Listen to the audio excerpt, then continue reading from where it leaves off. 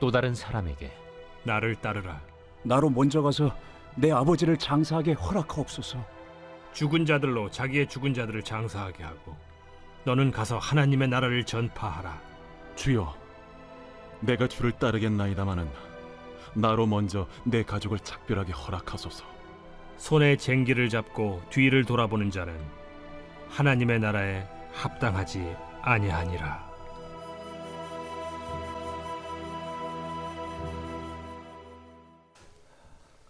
할렐루야. 오늘 또 하나님의 평안하심이 예배하는 여러분과 함께하기를 주의 이름으로 축원을 드립니다. 우리 옆 사람, 앞뒤 사람 돌아보면서 함께 인사 나눕니다. 반갑습니다. 사랑합니다. 잘 오셨습니다. 우리 사순절 어간에 고난주간을 앞두고 목사가 심각하게 좀 말을 하려고 합니다.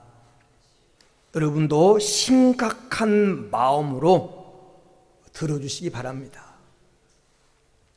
제가 예수 믿고 목회하고 일생을 살아오면서 그동안 수많은 성도들을 만났습니다. 그리고 어느 교회를 가든지 그 교회 보석처럼 귀한 믿음을 가진 성도들이 있습니다. 어느 교회든지 예수님을 닮아가려고 하는 성도들이 있습니다. 이렇게 고백하는 성도가 있어요. 목사님, 저는 예수 잘 믿다가 천국 가고 싶어요. 얼마나 아름다운 말입니까? 이들이 캄캄한 밤 하늘을 빛내는 별처럼 믿음의 빛을 발하는 성도들입니다. 우리의 소원은 예수 잘 믿다가 천국 가서 주님 만나며 영광 누리는 것인 줄로 믿습니다. 정말 아멘이시죠? 예수 잘 믿는 것처럼 보이는 목사, 예수 잘 믿는 것처럼 보이는 장로, 예수 잘 믿는 것처럼 보이는 권사, 예수 잘 믿는 것처럼 보이는 집사나 성도가 아니라 진짜 예수 잘 믿는 성도, 그게 우리의 최고의 관심사가 돼야 됩니다. 정말 그래요. 정말 그렇습니다.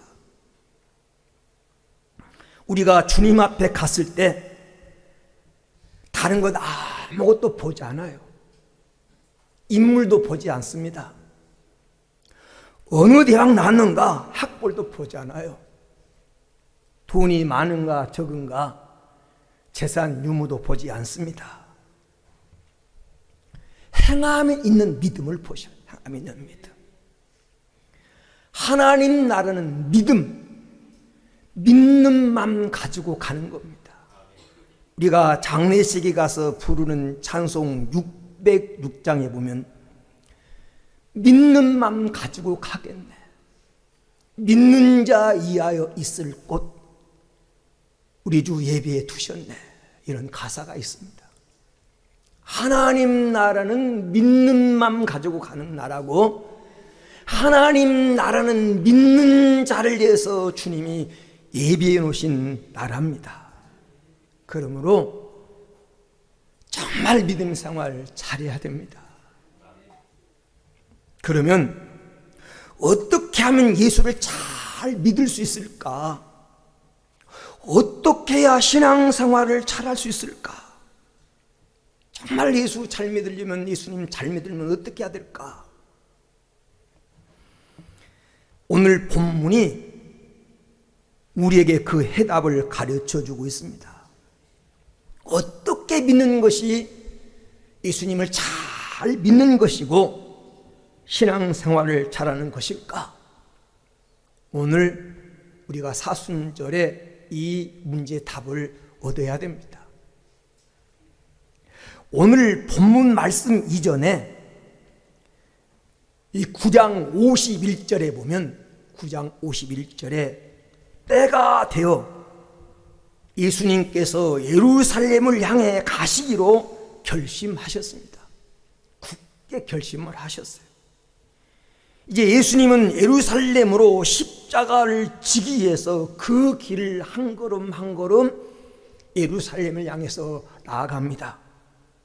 그리고 오늘 본문은 예수님이 그 길을 가는데, 예수님이 가는 그 길을 따라 그 길을 가려고 하는 세 사람이 나옵니다.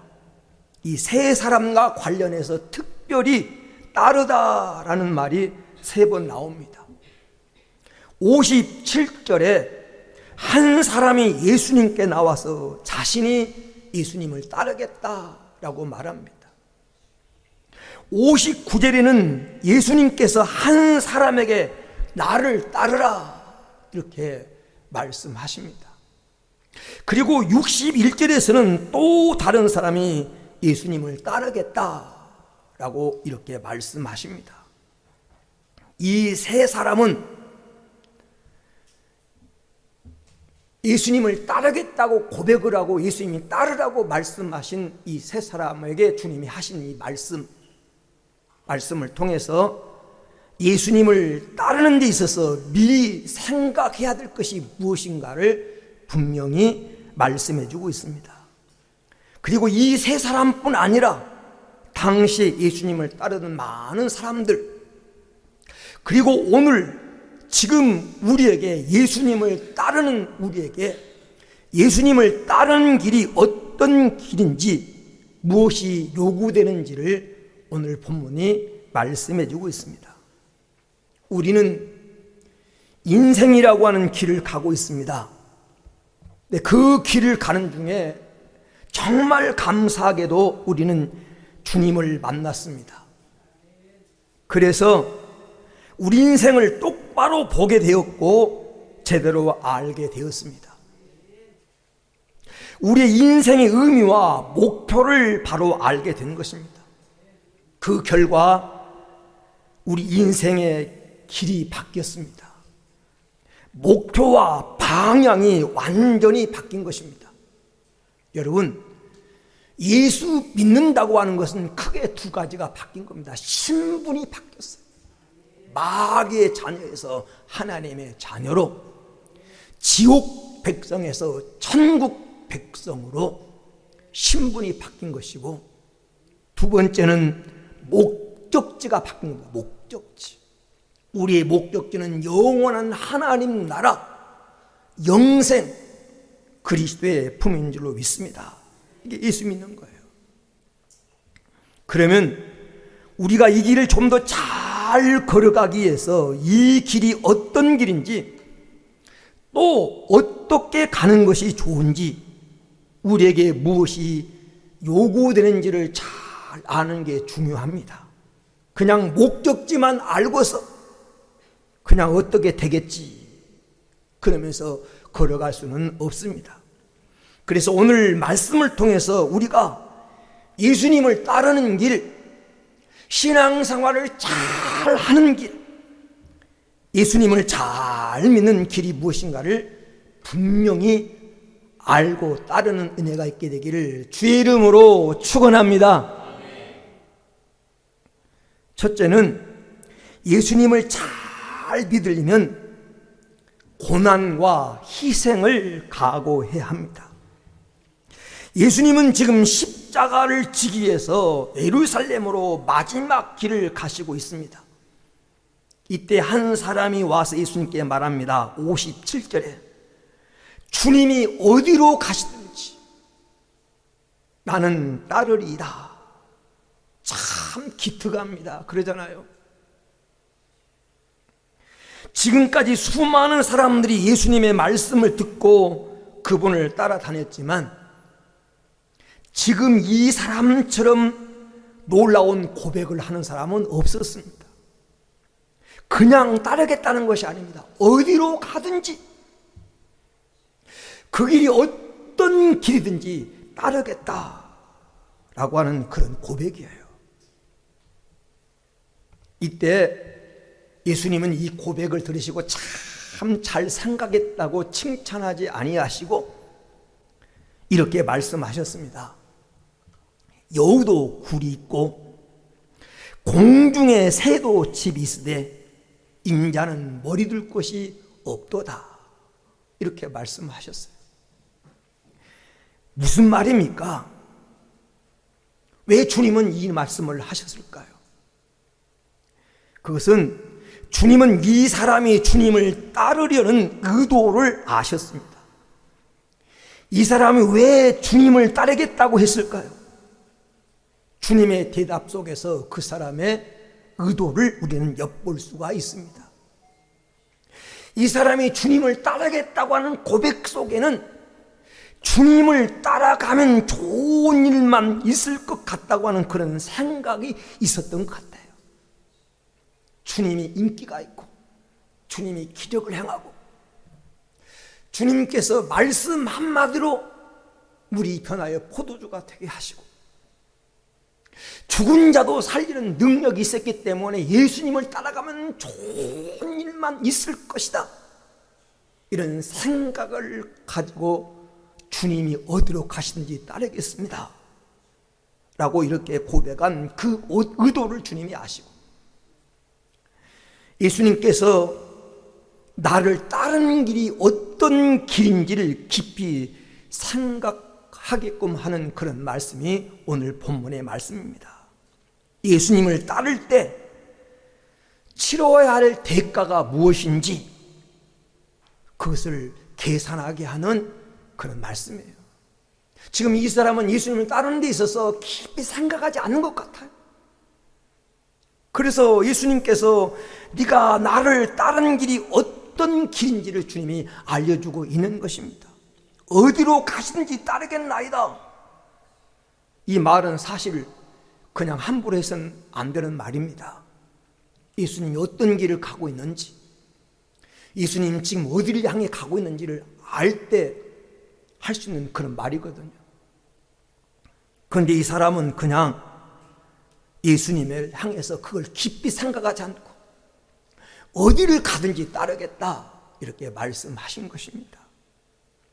그래서 예수님은 예수님을 따르는 데 있어서 오해하고 있는 이 사람에게 바른 길을 가르쳐주고 있어요. 이 사람뿐 아닙니다. 예수님 당시에 수많은 사람들이 예수님의 가시는 길을 오해하고 잠시 동안 그분을 따르다가 떠나가기도 했습니다. 때로는 수많은 사람이 예수님의 가는 길을 따르다가 예수님이 참된 진리 십자가의 도를 말씀하실 때 예수님을 떠나갔습니다. 오늘날도 마찬가지고요. 예수님은 쉼 없이 계속해서 이곳저곳을 다니면서 하나님 나라의 복음을 전파하셨고 늘 사람들을 섬기셨습니다. 자신을 온전히 다 내려놓으셨어요. 희생의 삶을 사셨습니다. 인자가 온 것은 섬김받으러 온 것이 아니라 섬기러 왔다. 내 목숨을 대성물로 주러 왔다. 주님은 그렇게 말씀하셨습니다. 오늘 예수님께서 이 사람에게 이 말씀을 하시는 것은 예수님을 따르는 사람들은 이것을 각오해야 된다는 것입니다. 무슨 말씀입니까? 나를 따르려면 세상의 안일과 평안함과 세상 인기와 세상에서 대접받는 거 다 내려놓고 고난을 각오해야 된다는 말입니다. 여러분, 돈 잘 쓰는 사람 따라가기는 쉽습니다. 그냥 돈이 있으니까. 권력 있는 사람에게 충성하기는 쉽습니다. 권력의 어떤 부스러기라도 얻을 수 있으니까. 여러분, 명예를 가진 사람 따라가기란 즐겁습니다. 같이 명예로워지기 때문에.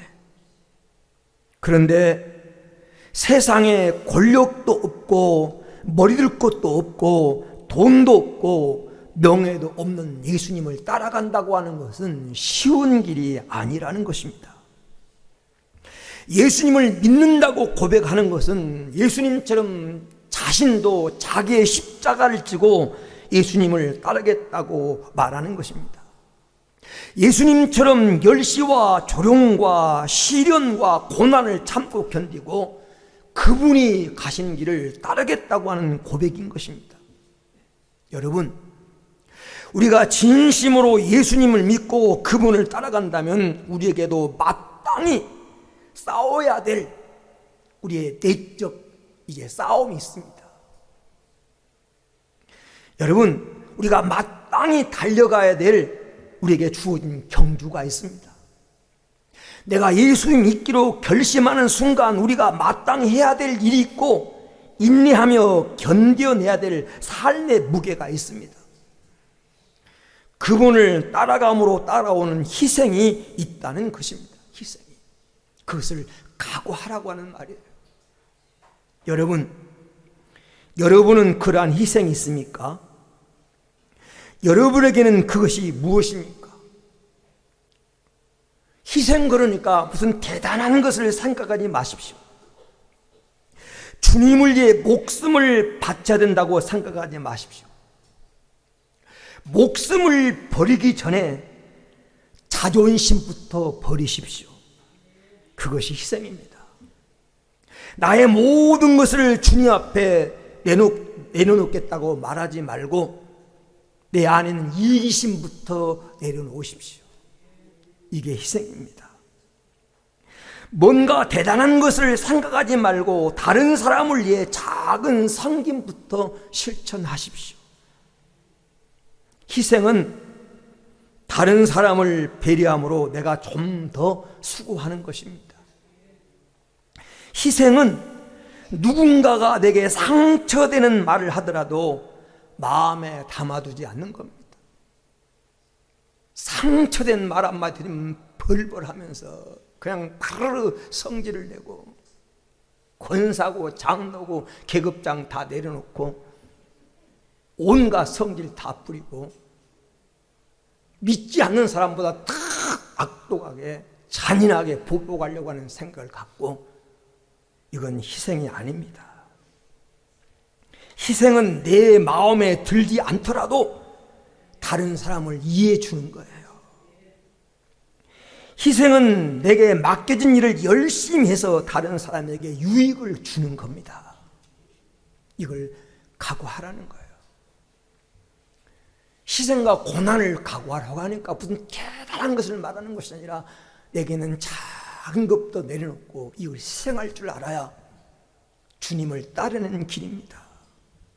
여러분 삶에는 이런 희생이 있습니까? 이런 희생이 있는 삶이 이렇게 믿는 것이 신앙생활을 잘 하는 것이고 바르게 믿는 것입니다. 이게 없으니까 교회를 다닌 지가 수십 년 됐는데 매 주마다 하나님 말씀을 듣는데 주님 앞에 와서 가슴을 치며 기도하는데 교회 밖을 나가는 순간 다시 생활로 돌아가는 거예요. 작은 것 하나도 내려놓지 못하고 내 안에는 자존심 하나도 내려놓지 못하고 이기심 하나도 내려놓지 못하고 남을 위해서 조금도 양보하지 않으려고 하고 이렇게 우리가 신앙생활을 지금 하고 있으니까 사회가 변화되지 않는 겁니다. 처음 이 땅에 복음이 들어왔을 때 기독교인의 인구가 1%일 때 교회는 세상의 소금 역할을 했어요. 어디 예수 믿는 사람 없냐고. 지금 1000만을 가까운 기독교인이 있다고 말하는데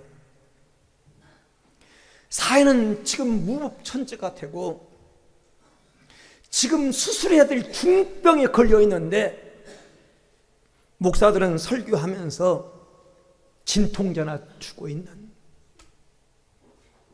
성도들의 비나 맞추고 있는 지금 우리가 한국 교회가 이런 현실에 처해 있습니다.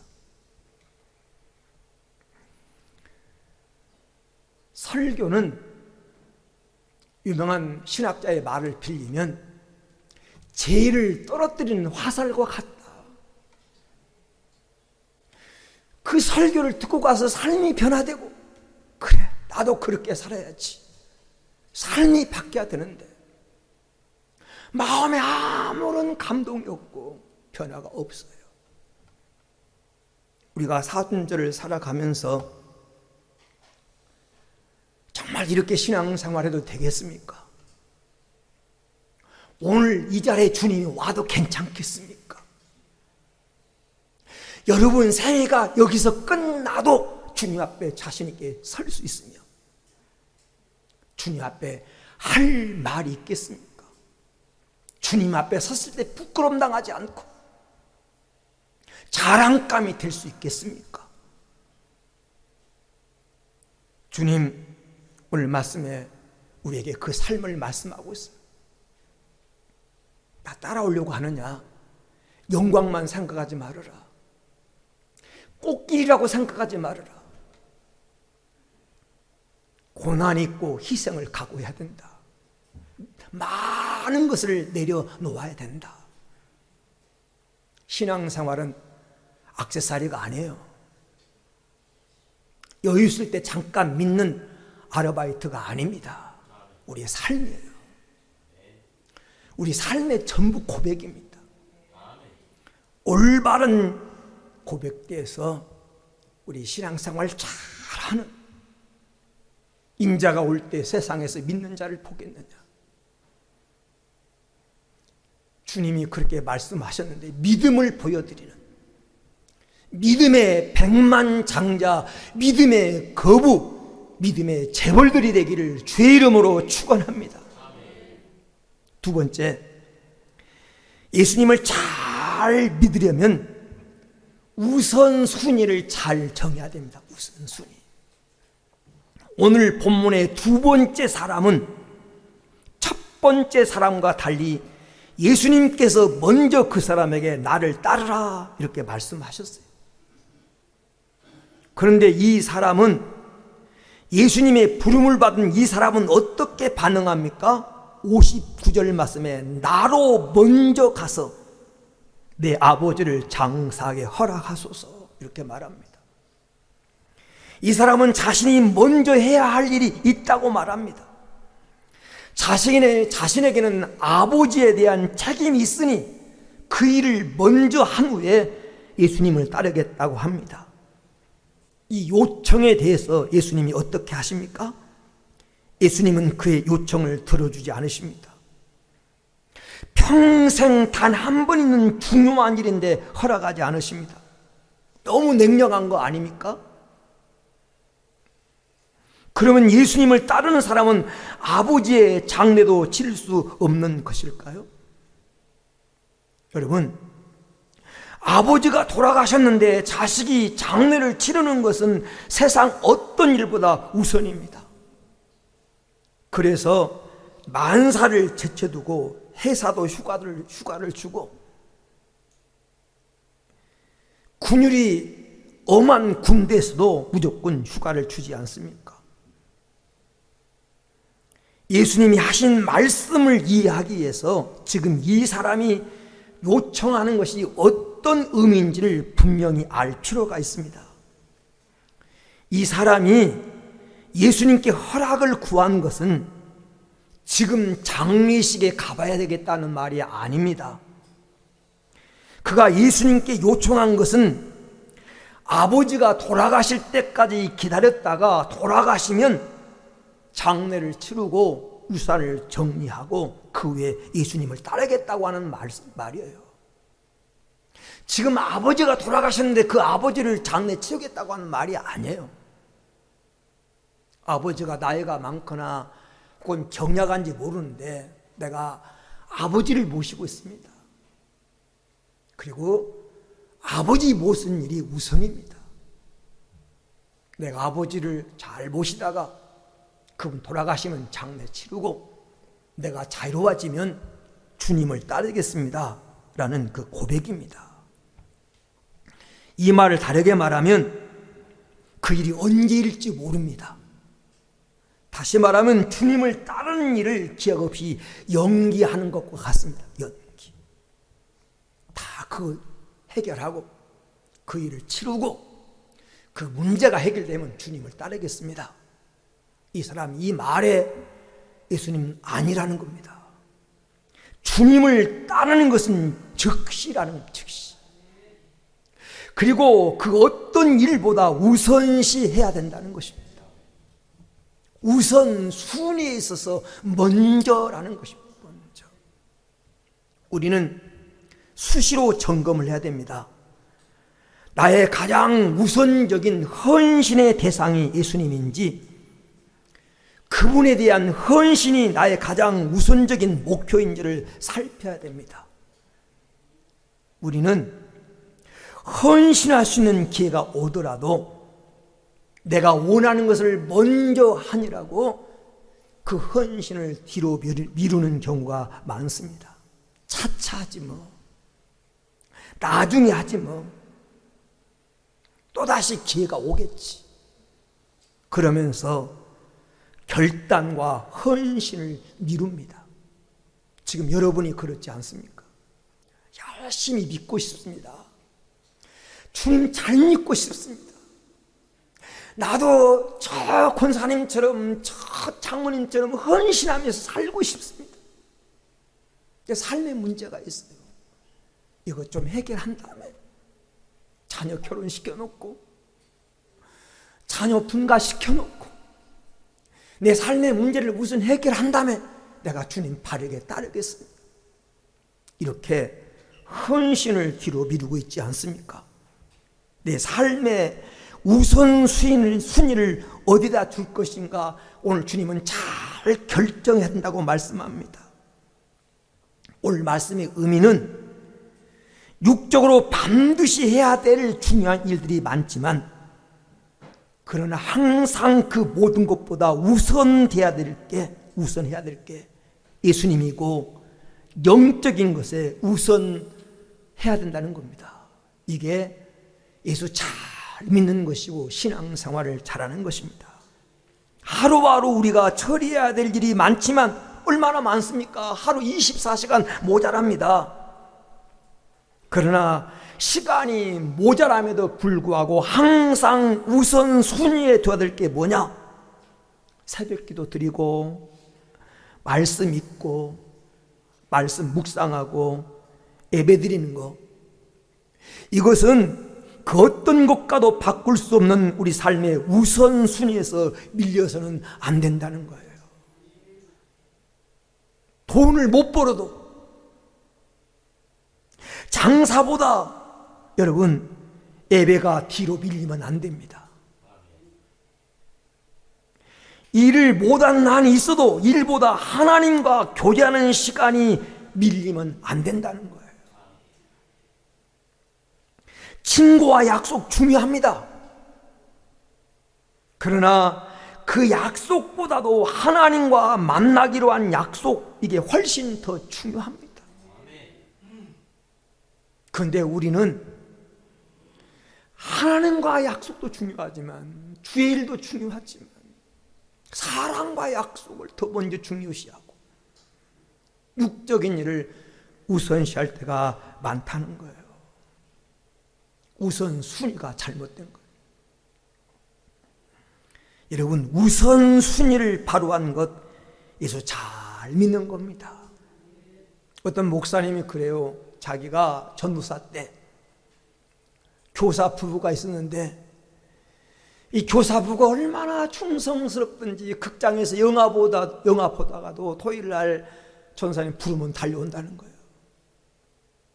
언제나 하나님의 일 먼저, 교회 일 먼저, 자기 일은 나중이라는 거예요. 재밌게 데이트하는 시간에도 부르면 달려온다는 거예요. 이게 우선순위가 하나님이기 때문에 가능한 거예요. 우리는 언제나 우선순위가 나일 때가 많아. 우선순위가 육적인 일일 때가 많아. 순위가 바뀌면 안 돼요. 여러분, 어떻게 지금 신앙생활 하십니까? 여러분의 삶의 우선순위, 삶의 1순위, 그것이 바로 예수님이고, 예수님의 믿는 일을 1순위에 둘 수 있는 성도가 되기를 주의 이름으로 축원을 드립니다. 이게 신앙생활 잘하는 거예요. 끝으로 오늘 말씀에 보면 예수님을 잘 믿으려면 뒤를 돌아보지 말고 전진해야 된다. 전진해야 된다. 또 다른 세 번째 사람이 예수님께 이렇게 말했습니다. 61절에 주여 내가 주를 따르겠나이다마는 나로 먼저 내 가족을 작별하게 허락하소서.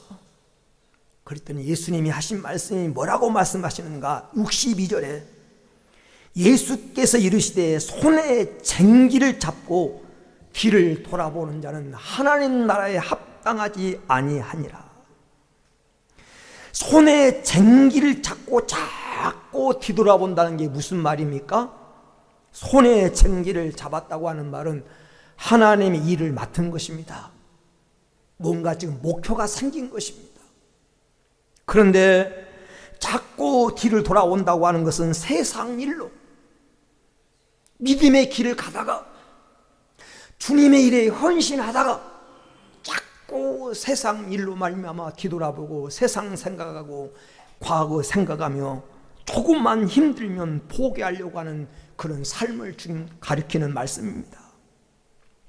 손에 쟁기를 잡고 뒤를 돌아보는 자는 하나님 나라에 합당치 아니하니라. 이 말은 예수님을 잘 믿으려면 뒤를 돌아보지 말고 전진해 가야 된다는 겁니다. 쟁기는 뒤로 가는 장치가 없는 도구예요. 농기계 중에 뒤로 가는 장치가 없는 게 이 쟁기입니다. 쟁기는 앞으로만 가게 돼 있어요. 이스라엘 백성들이 애굽에서 종살이하다가 하나님이 은혜로 구원받고 홍해를 건너고 가나안 땅을 향해 갈 때 광야길을 가다가 조금만 어렵고 조금만 힘들면 그 애굽의 종살이에서 구원해 주신 하나님 은혜를 망각하고 뒤를 돌아보면서 그때 애굽에 있을 때가 좋았지, 그때 고기도 먹었는데 애굽에 있을 때가 행복했지, 그러면서 자꾸 애굽을 생각하고 조금만 힘들면 하나님을 원망하고 모세를 원망하고 그러다가 넉넉 잡고 열흘이면 갈 수 있는 그 광야길이 40년으로 길어졌습니다. 하나님의 진노로 인해서. 광야 생활의 교훈이 뭡니까? 광야 생활, 이스라엘 40년 광야 생활의 교훈. 첫 번째 교훈은 원망하지 마. 원망하지 마. 정말 원망스러운 일이 있어도, 원망의 말이 목구멍까지 올라와도 원망하지 마세요. 원망은 일을 해결하는 방법이 아닙니다. 원망은 고난을 점점 가중시켜요. 내 삶을 힘들게 만들어요. 원망하지 마. 두 번째, 뒤돌아보지 마. 뒤돌아보지 마. 좋은 길로 나섰는데 지금 영생의 길로 하나님이 약속한 가나안 땅을 향해 가는 길인데 그 길이 험하다고 뒤돌아보지 말라는 거예요. 정말 힘들고 어려운 하나님 얼마나 남았습니까? 얼마나 더 가야 됩니까? 언제까지 견뎌야 됩니까? 하나님께 물을지언정 자꾸 뒤돌아보지 말아요. 뒤에는 여러분을 종 삼으려고 하는 사단이 있어요. 신앙생활에 뒤돌아보지 마세요. 여러분은 바른 결정을 하셨습니다. 여러분이 예수 믿고 천국 가기를 결심한 거 정말 잘한 겁니다. 그 길 포기하지 마십시오. 뒤돌아보지 마십시오. 힘들다고 어렵다고 자꾸 세상 바라보고 견눈질하지 마십시오. 뒤돌아보지 말라는 거예요. 세 번째 광야 생활의 교훈은 일을 바라봐. 일을 바라봐. 동서남북 맡겨도, 앞에 홍해가 가로막혔어도, 길이 안 보여도 일을 바라봐. 하나님 바라봐. 하나님 바라보고 문제를 바라보면 답이 있습니다. 길이 있습니다. 이게 광야 생활의 교훈이에요. 여러분, 주님을 따르는 길은 잠깐하고 많은 길이 아니라고 말씀드렸어요. 우리의 삶입니다. 나의 전부가 주님이십니다. 우리 그렇게 고백해야 돼요. 내가 주님을 위해 사는 것이 주님이 내 삶의 주인이기 때문에 그래요. 이제 주님 뜻대로 저를 사용하십시오. 나는 주님의 것입니다. 이렇게 고백하면서 힘들고 어려운 주님 바라보고 주님께 호소하고 끝까지 주님 붙들고 우리가 넘어지는 거예요. 뒤돌아보지 마십시오. 이게 신앙생활을 잘하는 것입니다. 말씀의 결론을 내리려고 합니다. 주님을 따르는 길은 편하고 쉽게 갈 수 있는 잘 포장된 포장도로가 아닙니다. 희생의 길이고 헌신의 길이고 결단해야 갈 수 있는 길입니다. 쉬운 길이 아니에요. 주님은 처음부터 쉽다고 한 적이 없어요. 그런데 그 길을 주님이 먼저 걸어가셨고 우리에게 그 길을 걸으라고 말씀하시면서 네가 그 길을 갈 때 내가 너 함께 하겠다고 약속하셨습니다. 그리고 그 길 끝에는 먼저 가신 주님이 기다리고 계십니다. 그때 우리가 받을 보상은 크고 영원합니다. 그러니 주님이 보여주신 그 본을 따라서 우리 그 길을 걸어가십시다. 아무든지 나를 따라오려거든 자기를 부인해라, 내려놓아라, 포기해라, 희생하라. 그리고 너에게 주어진 목이 있다. 그 목에 십자가를 져라. 그리고 나를 따르라. 이 말씀을 따라 포기하지 말고 핑계하지 말고 힘들어도 그 길을 가다가 어느 날 그 종점에서 주님을 만나 영광을 누리는 예수 잘 믿는 신앙생활을 잘하는 성도들이 되어지기를 주의 이름으로 축원합니다.